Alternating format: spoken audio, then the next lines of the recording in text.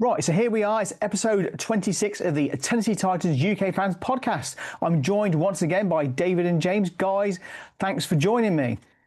Right, Hi. so this week there's a very important thing to talk about this week, and which is coming up is the NFL Draft, where Titans have got the fourth pick in the first round. So I think this week is all going to be the draft. So guys, who wants to go first? Let me know what you guys want to talk about in the draft and who you think we're going to pick. And I believe we've done our own kind of drafts as well of who we're picking. Yours are probably better than mine, but James, David, do you want to shoot ahead?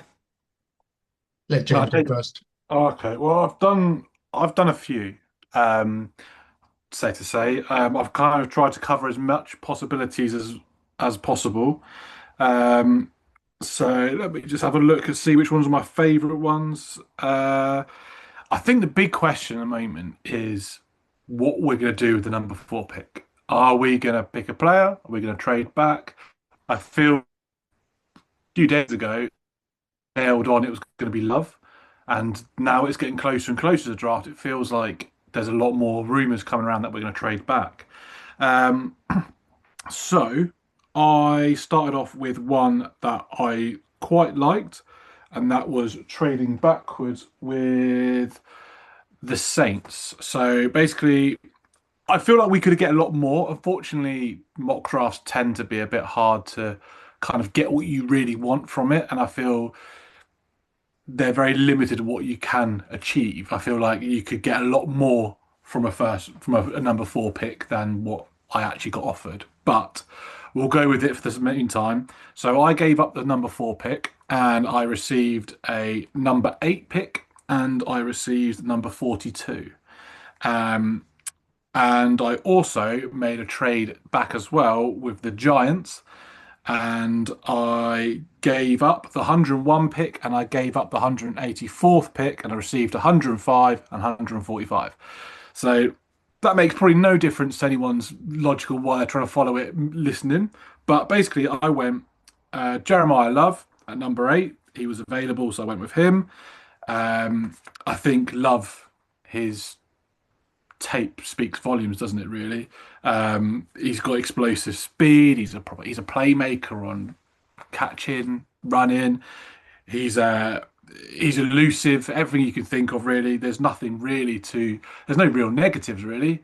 But maybe his size. He's not like a workhorse running back, unlike like Derek Henry or someone like that. But I thought that was a good one to pick. The only person that was really available as well was Sonny Styles. So it was a tough, but I went with Love. I think I've been won over with all his tape at the moment. Then at number five, I went for Denzel Austin, who's a wide receiver out of Washington. Number five wide receiver in the draft. He's been consistent between in 2024 63 receptions, in 2025 62, put up 800 odd yards or over 800 yards in both, 9 TDs in 24, 11 TDs in 25. However, the main point that we got to look at is he's got a 1.2% drop rate, which is minuscule. So you're looking at a player that is got good hands, and that's what I feel like. As of last year, that's what we need. We need a consistent threat with their hands. Number 42, I went with TJ Parker at edge from out of Clemson. Um, 2024, he had an absolute elite year. 57 tackles, 34 solo, 11 sacks, 6 forced fumbles. 2025, he took a step back. 37 tackles, 18 solos, and only 5 sacks. And I believe 3 of them came in the last game of the season. However, when you're working alongside, there was a lot of talk about why he dropped out, and that's purely because the team basically Clemson were out of the playoff contention. So the team all itself lost a bit of morale and just didn't play as well as they probably should. But I'm basing it off the 2024 draft, during his 2024 season, and he is still got great power. He's great explosiveness. He can get off the edge well.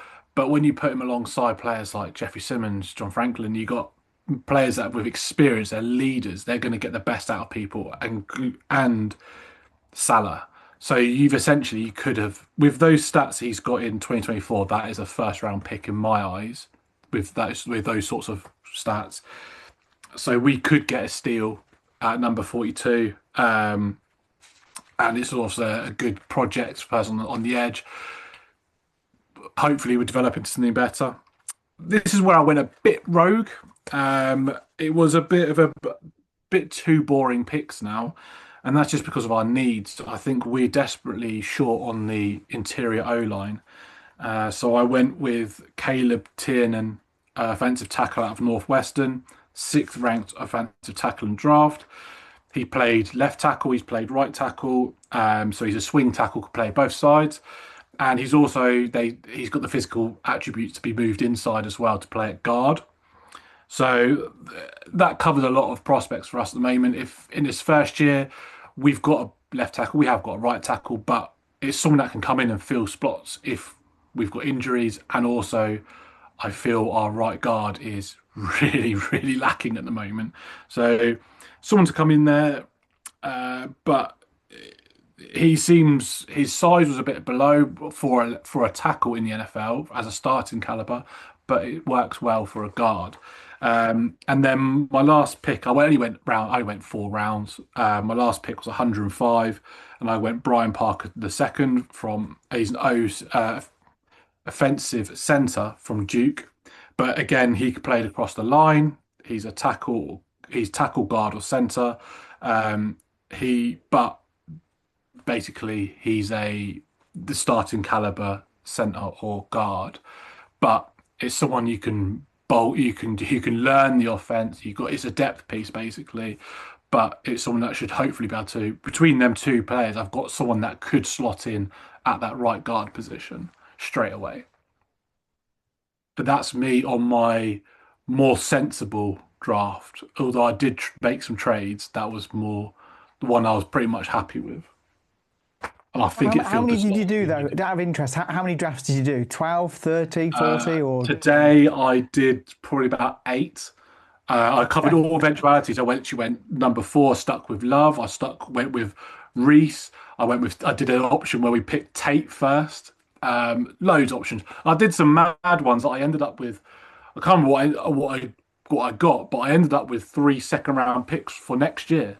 And I was like, maybe we don't build this year, we may build next year.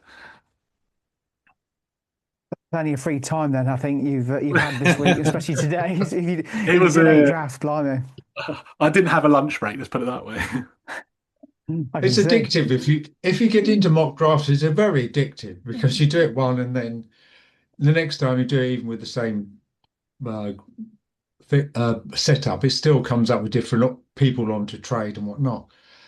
I think the thing is, I mean, we've only got 3 picks in the first 100. It's whether you just go with the best player available at each of the picks and just stick with the three, or you trade. I think if you're going to trade four, you I think you might as well trade it and trade it again and get as many second round picks and possibly um, a first next year or whatever as possible, and then you can choose to what you fill in. But personally, I think you may as well just go for Love at four. Don't worry about how much he gets paid or whatever, because you think he's going to do the business for you. And then personally, I would go with a a guard to go with Love for the second round pick, probably either Peregrine or Bisotis. Both of them are quite good, and depends of which is going to be available. Because, as I say, you do the mock draft one time and they're available. The next time you do it, you pick Love, and they've both gone, and you haven't got a tackle to go with him. So, in which case, you pick uh, a an edge rusher in the second round, or even a cornerback, depending on who's available. Because sometimes they're not there on another occasion. But personally, I'd pick Love and then pick a guard in the second round, and then hopefully one is available for an edge rusher in the third round. Yeah, I think with a lot of the trade, when I did trade him back, I tried to trade the Cowboys, and took the I think it was the 12th and the 20th position. When I went back to 12, there was no, in my eyes, there was no blue chip players left. When I went to 8, there was still Love and Sonny Styles. I'd be happy with either of them at 8. I think it's there was a talk with Mike Borganzi today about he did his press conference and about what sort of players he wants, and he says there's a top tier of players in this draft, and they've got their selections in their mind how their board's going to run. So I do think if they do trade, they still take the best player available rather than pick someone of a need. He openly said that I would rather pick the best player available who's a blue chip player than pick someone that necessarily we need because we can still pick up players in free agency, players move around and come towards the start of the season, etc., etc. So there's always still options. We still can pick other players. So I think you are looking at that select list of players that if they're available, you pick them. And I think there's probably about 8 of them available, really. Playmaker wise, probably looking at like 5 really of those elite players. Um, so it'd be interesting to see. I said, but if you trade back, you don't want to trade too far and miss one of those blue chip players, do you? Well, some of them are. I mean, do you really want to pick a tackle in the first round? I don't think we want to pick a tackle in the first round. Um, Well, do you know what? I was listening to him today, and he said that there's. Let me find Mike's notes I wrote about it. But he basically said there's a good depth between the interior O line. He didn't make any mentions of tackles. He literally went for interior O line.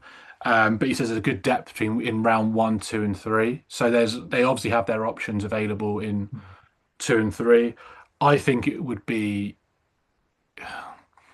I don't think there's any unreal standout tackles in the draft. There's some very good ones and some good O lines, but I wouldn't put any of them in that sort of like category of those blue chip players that you're looking for.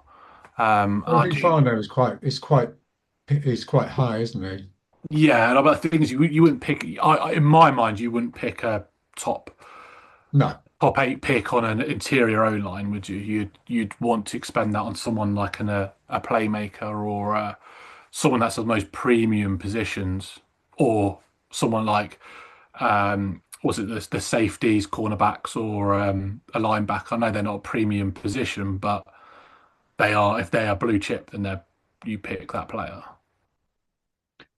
Yeah, I mean there aren't I mean there are linebackers available, but they're not as maybe as in certain positions. Like you get to 66 and they suddenly disappear within you haven't got Yeah. them available for you. Or else you're picking someone who's maybe 15 spots further down. So That's the um, problem with the mocks, isn't it? Really, you could yeah. sit there, you could get everything lined up, and there's some of them that I would go.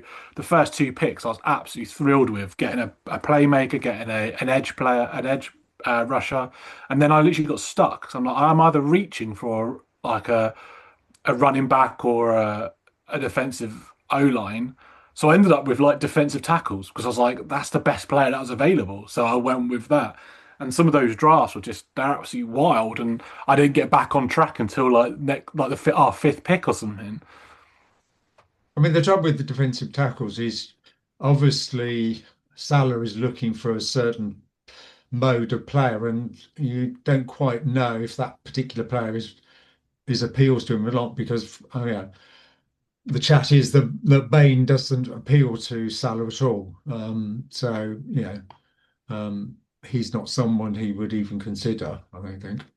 And the same way goes with maybe tackling the sort of the third round. Yeah, I would say that probably Baines off the board. I can't see Bailey or Reese being even available to us at 4. So I don't think we'll get a defensive player in the first round unless it's someone like Sonny Styles, or we then trade back and get a best available safety or cornerback or some of some degree.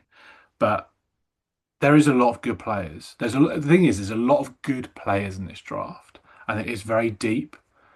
It's just, as you say, Getting your picking the hands on them, right isn't one. it? It's if you trade back or whatever, it's like you say, it's getting it right. You don't want to trade back and miss out on the right players, do you?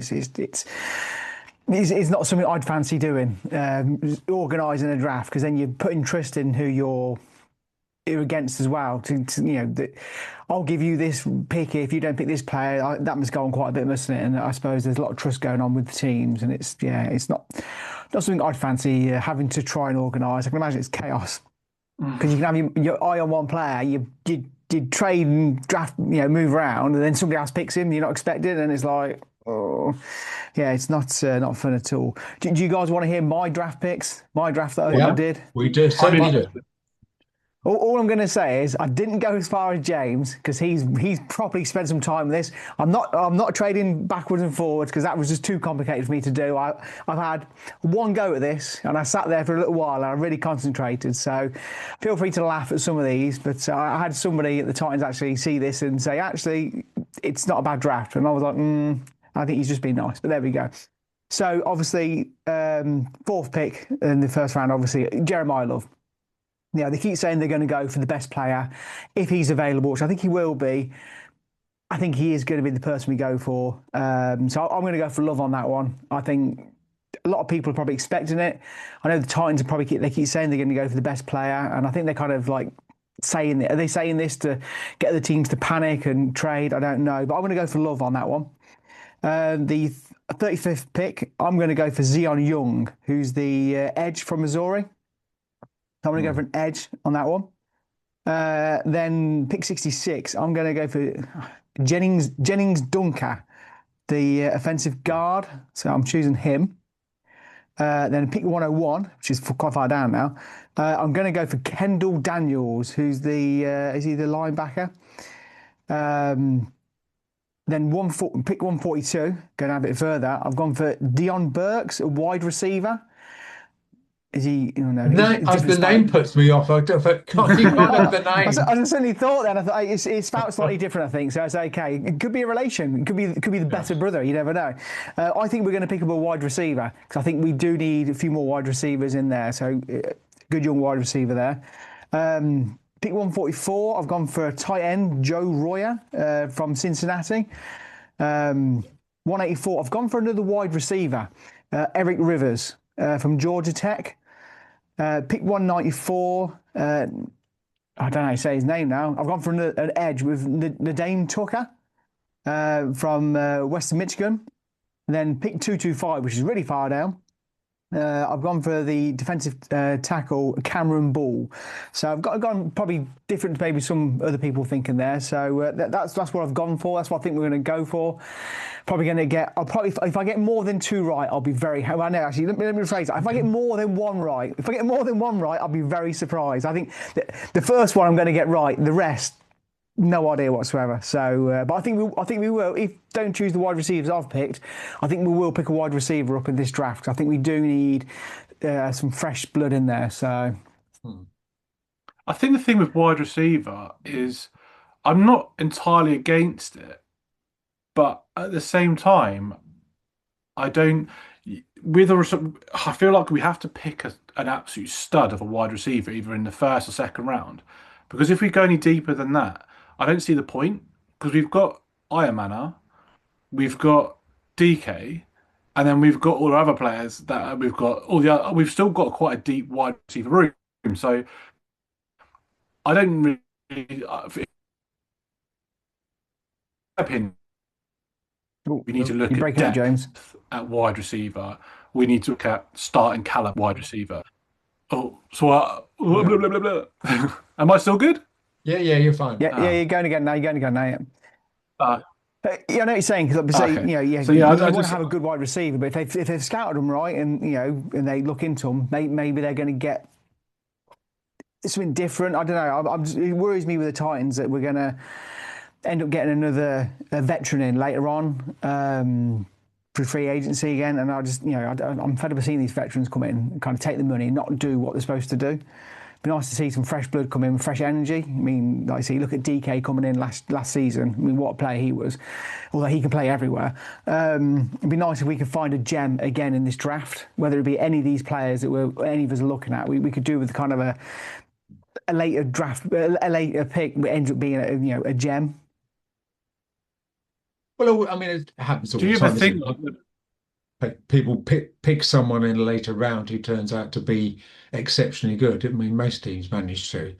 Um, yeah, you for a start, you don't really know because sometimes someone's with a slightly lesser college and they don't have a great quarterback, and so he doesn't get the ball thrown a lot, and so he doesn't really shine on the national stage, and only when he gets to the NFL does he actually get to shine.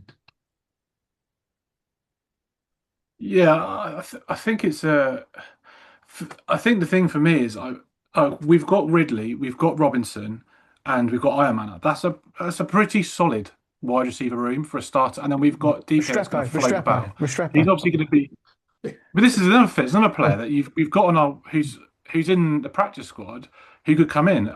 It just feels I feel unless you go someone that's not a risk, there's no development needed. You have to go for around one or two. It just seems that it's just going to be a bit harder to get another player in that's just going to be in that Iron Man or DK like category. Caliber. Yeah, and if I was in my mind, like you have to get someone that's going to compete with Ridley for wide receiver one, because essentially Ridley's going to be the wide receiver one, Robinson's going to be wide receiver two. Mm. And just because of the size difference, he's a bit more of a speedster.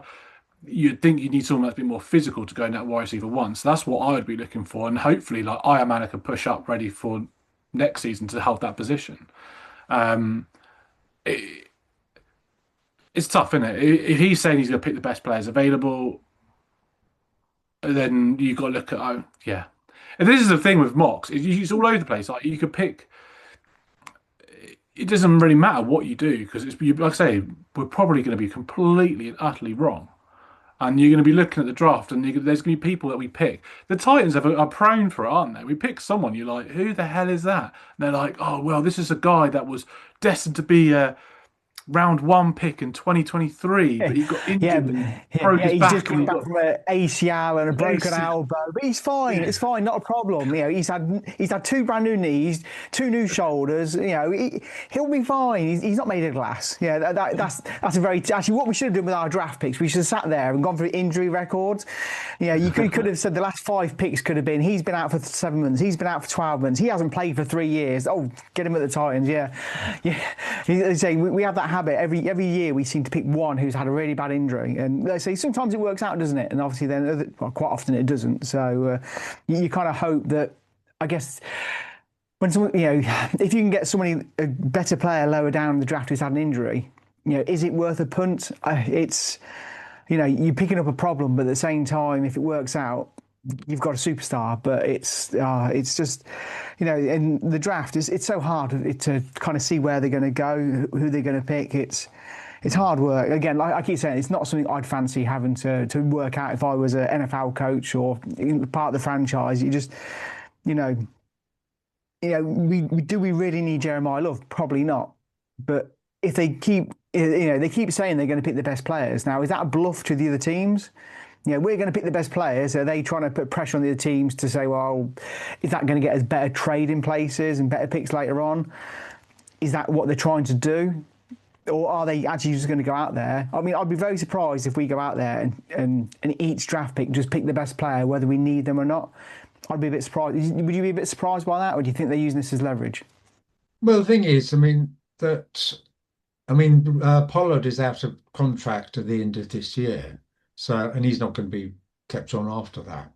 So we're going to be needing a running back anyway. So it's not as though it's a wasted pick for us. I mean, if he's of the right quality, then yeah. I mean, I think you do try to go for the best people that are available, but within reason. I mean, personally, I don't see the point of us taking a wide receiver in the first round or even the second round because we are more desperate in other positions. So yes, you take the best available, but still take in the fact that you need someone desperately for the future as an edge rusher and a linebacker, outside linebacker, and probably maybe someone a guard as well.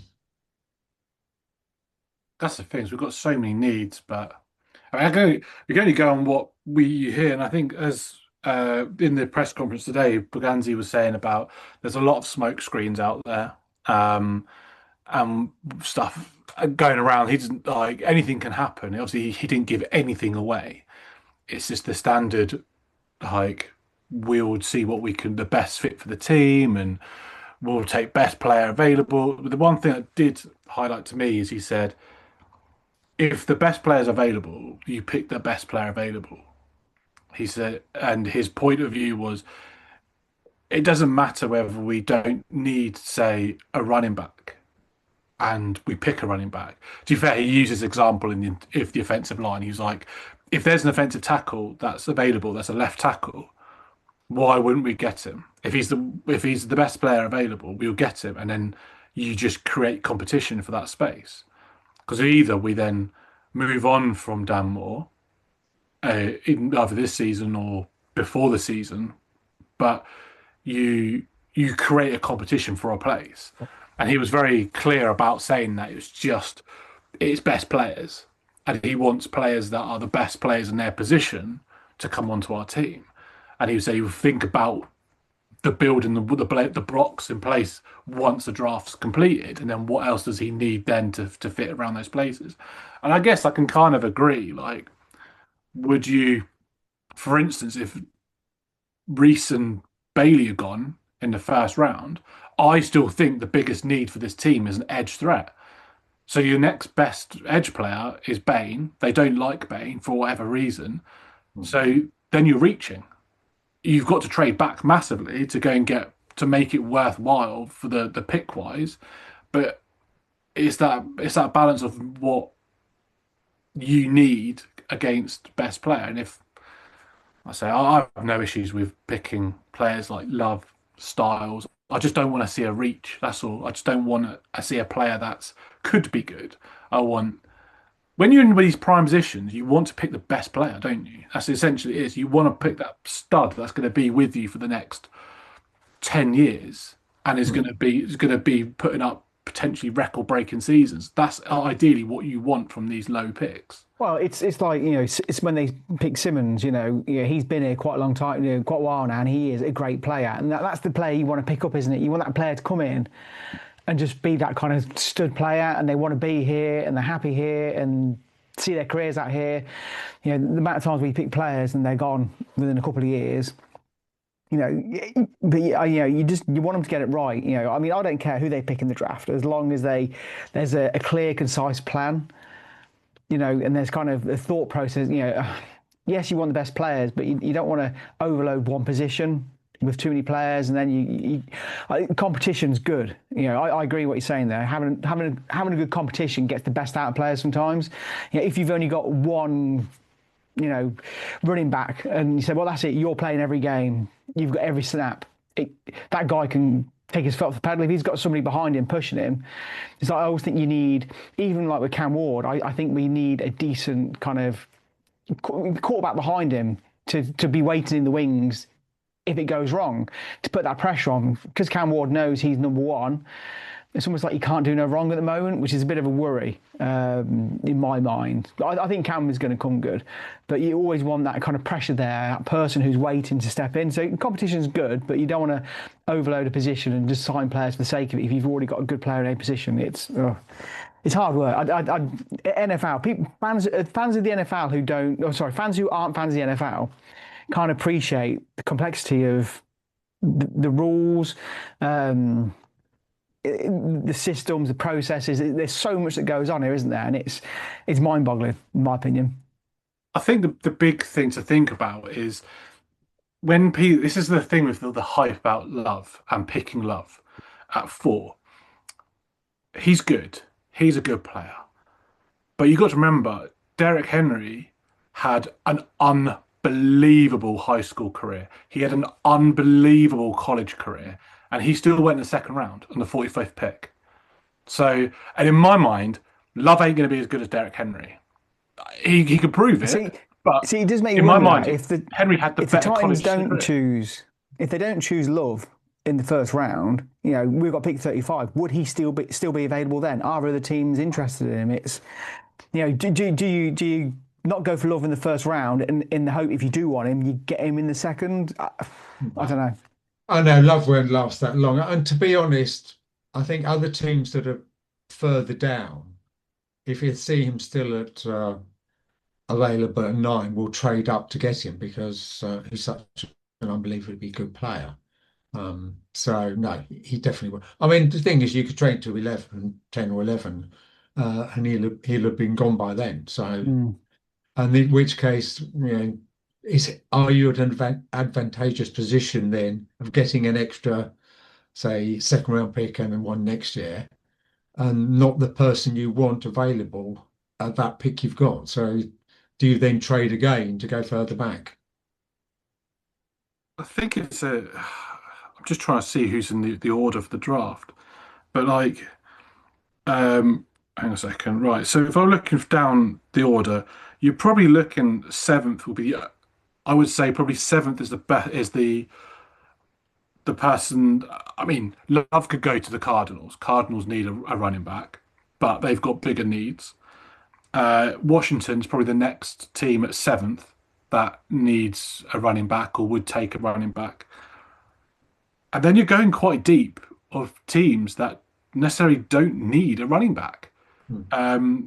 So you've got Giants, they've got Scatterbout. I mean, they could potentially take him, but they've got depth at that running back position, and they obviously probably need different. They need other players as well. Saints have just acquired a running back. Chiefs have just acquired a running back. Bengals is a possibility, but they do have a very good running back. Same with the Dolphins. Cowboys have a good running back. That would be the next team I would say might consider it. Rams have a running back. Ravens may be looking for that next one after Derek Henry. So you're going 14 maybe of places that could potentially pick him. I think there's room to move back and still select Love, but obviously Yeah, don't go too far. what I mean Yeah, is that's that a someone high who still. say is number 20, 25 or something, um, may trade up to get Love at number 8 because there's not so much greater difference in value at that Mm. point. They wouldn't necessarily trade up to 4 to get him, but they would trade up to 8 to get him or wouldn't 10 to get him. It's an interesting prospect, isn't it? Really, with Love, he's one of those players that people don't seem to. Whether it's the Titans, we just don't create. We create a hype about him, but then say it's like, well, it's not a luxury position, so we don't need that sort of player. Is he worth that fourth round pick? But you never heard this like talk about Bijan Robinson, did you? It was like he's going in the low rounds of the first round. He's going to go.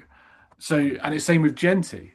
It was like I know he ended up, what was it, eighth? I think Genty went at maybe. Mm. Is it because though he's linked with the Titans and for some reason people don't seem to respect us? I think it's just Whenever we've we got a like, lot of you holes, know, haven't we?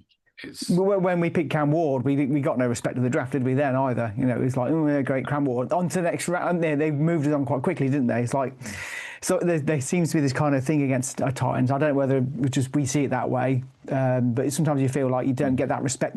You should get sometimes. And is it because he's going Titans that he loses that hype possibly? Yeah, they're not the sexiest of teams, are they? The Titans, they don't And we will, we will, feature we, much we will in, be though. but then have We've we got gone the wrong with a new running back for a branding. while? We haven't gone wrong. We're pretty much a running team, and we haven't gone wrong with a single running back for ages. No. Johnson, Henry, and no matter what Mm. people say, Pollard has always had a 1,000 yard season with us. Well, And Yeah, last season was dreadful, and he still got 1,000 yards. So, yeah. you know, it's such a we poor still get season. We good did running so back. well. Hmm. Yeah, we I, did. and we obviously have a way of developing it somehow. I don't know how. Maybe it's in the air in Tennessee that we just make a good run. It's good, It's perfect obviously conditions for running back. in the in the coaching culture, there's something, something there. Obviously, it's something that always seems to be around the Titans, and it's something we've always seemed to like say Johnson, Derek Henry. Obviously, he's different gravy, isn't he? Really, Henry, because he's just a beast of an athlete, isn't he? But obviously, then Pollard came in a poor season and still ended up doing well eventually, which is kind of crazy. But we're down to the last 4 minutes. Is there anything else we want to talk about? Do we want to touch on Mike Vrabel at all, or do we want to avoid that conversation? Nah, skip that. I thought you might say that. I thought I'd better throw it in there because people may be interested in Naughty Head House days. But there we go. We've all agreed that the Titans are going to go Love then. Oh, I think so. If he's available, which he will be, and they're saying they're going for the best player, if they are going to follow through what they're saying about the best players, he will be the best player on the board at that point. So, yes, has to be. But is he? Because this is the question. Because technically, I still think the best player available on the board is Sonny Styles. He's the one that's he's the athlete out of all those players. He is, I would say, at his position, he's the best player in the draft. Will he still be available at the 4th pick though? Yeah, he'll be available. So, I could see him going into 6 or something. Are you two going to stay up and watch it, or are you going to have to watch it the next day like me because too much of a wuss? I will watch it until it's a 4th round pick and we pick a guard, and I'll be like, I'm done. Yeah. But it starts. I think the first pick is going to be about 1 a.m. isn't it? I think they reckon the first pick is going to be. So I reckon the fourth pick will probably half 1, 20 to half 1ish. Do you reckon? Now, it's 8 minutes. 8 minutes. Pick. Yeah. So it's going to be 20 past, half past 1 by the time it happens, isn't it? So yeah, well, I'll be fast asleep by then, I think. I'm going to wake up to hundreds of day 2 starts a bit earlier, doesn't it? And then Saturday starts at about 10 o'clock or something, 11 o'clock or something. Well, that's not so bad then, is it? 2 the good thing is you don't have to wait too late. I mean, unless we sit there and make a trade, and then you're sitting there like, oh my god, how deep we're going to go into the trade? Like we traded the Cowboys, it's 12th pick. You're like, oh, I just want to go to bed. Yeah, imagine that. Imagine sitting there thinking, great, and they announce it like the last second, and you're like, I've stayed up for this, and they've changed it. Yeah, that would be very like Titan wise. Well, yeah, that's the kind of thing the Titans would do, make the fans wait even longer. The Seattle Seahawks have traded, so they have to wait until the 32nd pick. That would be crazy. It should be exciting. I mean, the Titans, I think, with the new stadium, are an exciting prospect. So I think any player now who comes to Titans in this draft, it will be, especially whoever's 4th pick, they'll be quite excited to become a Titan, I think, because I think with Cam Ward, there seems to be a lot of hype across the NFL with Cam Ward, even though he's a Titan, people still like number 1. So I think any player joining us will be just as excited to join the Titans. And with the new stadium, not this season, coming up, but the season after, which I'm assuming you guys have seen the videos and the photos they keep posting. It's every time I see it, it gets more and more impressive, doesn't it? Especially when it's weird. You got this like big square stadium next to the old stadium now, and it's massive. Although there's less seats, the whole complex is just absolutely huge. It's a beast of a stadium, isn't it? No, it looks very impressive. As it starts to take more and more shape, it looks like it's going to be a really good stadium. Yeah. I think I was a bit worried at the start about it. I don't know why, but I just, you got this idea in your head of what an NFL stadium looks like, and then I was like, that doesn't look like an NFL stadium. It's square and a dome, isn't it? Yeah. But we're down to the last 30 seconds, guys, so we need to wrap this up. So, guys, thanks again for joining me. Anyone who's got this far with the podcast, please come join us on Facebook, Twitter, Instagram, TikTok, everywhere. Please come find us on Facebook. That's where we're most active. We love chatting on there, especially on a Sunday. It's quiet at the moment because it's the off season. So come along, join us.